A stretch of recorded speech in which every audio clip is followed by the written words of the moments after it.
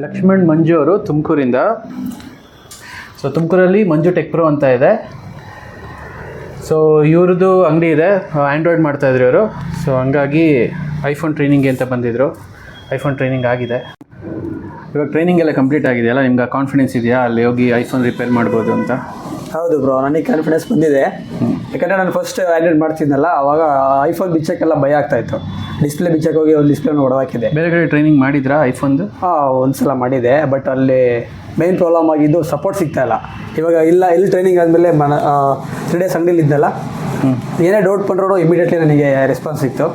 ಆಮೇಲೆ questions support ಅಂತ ಬಂದಾಗ ಏನೇ ಕ್ವಶನ್ಸ್ ಕೇಳಿದ್ರು ಅದಕ್ಕೆ ಹಿಂಗೆ ಅರ್ಥ ಆಗಿಲ್ಲ ಅನ್ನೋ ರೀತಿ ನೋಡಿದಂಗೆ ಕ್ಲೀನಾಗೆ ರಿಪ್ಲೈ ಮಾಡ್ತಿದ್ದೀರಾ.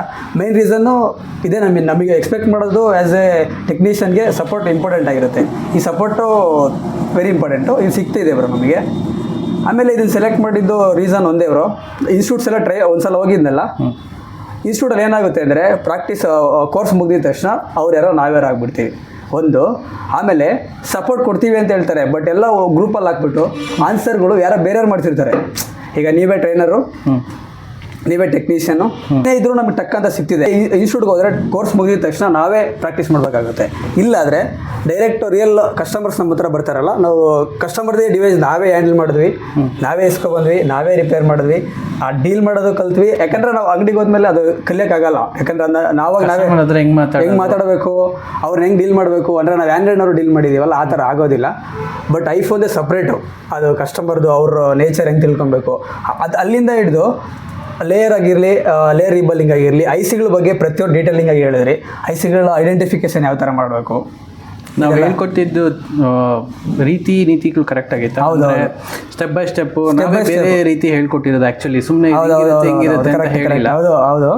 ಅದೇ ನೀವು ಹೇಳಿದ್ರಲ್ಲ, ಹೇಳ್ಬೋದು ಅವೆಲ್ಲ high booting, low booting, high booting, low booting, ಇಷ್ಟೇ ಪ್ರಾಬ್ಲಮ್ ಇಷ್ಟೇ ಇರುತ್ತೆ ಅನ್ನೋದು ನನಗೂ ಗೊತ್ತಿರಲಿಲ್ಲ ಫಸ್ಟು. ಬಟ್ ಇಷ್ಟರಲ್ಲೇ ಮಾಡ್ಬೋದು. ಈಗ ಯಾವುದೋ ಒಂದು ಫೋನ್ ಬಂದರೆ ಬಿಚ್ಚಿದ್ರೆ, ಆ ಫೋನ್ ಡೆಡ್ ಆದರೆ ಅಯ್ಯೋ ಹೋಯ್ತಲ್ಲ, ಕೈಯಿಂದ ಕಟ್ಕೊಡ್ಬೇಕಲ್ಲ ಅನ್ನೋ ಒಂದು ಇದಿರುತ್ತಲ್ಲ, ಅದನ್ನು ನೀವು ಎಕ್ಸ್ಪ್ಲೇನ್ ಮಾಡಿದ್ರಿ ಕೋರ್ಸಲ್ಲಿ.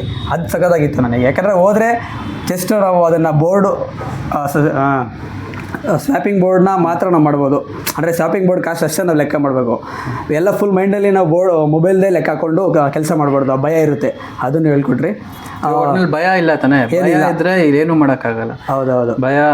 ಆಮೇಲೆ ಇನ್ನೊಂದು ಹೇಳಿದ್ರಿ, ಈ ಸಲ ಕಲಿಯೋಕ್ಕಾಗಿಲ್ಲ ಅಂದರೆ ನೆಕ್ಸ್ಟ್ ಬ್ಯಾಚಲ್ಲೂ ಬಂದು ಕಲೀರಿ ಅಂತ ಹೇಳಿದ್ರಿ. ಈ ಥರ ಯಾರು ಹೇಳಲ್ಲ, ಯಾಕಂದರೆ ದುಡ್ಡು ಇಸ್ಕೊಂಡು ಮುಗೀತಾ ಅನ್ನೋದೇ ಜಾಸ್ತಿ ಎಲ್ಲ ಕಡೆ ಇರುತ್ತೆ.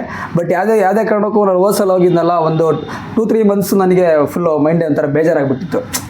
ಬಟ್ ಆ ಥರ ಇಲ್ಲ, ಆಗಲಿಲ್ಲ.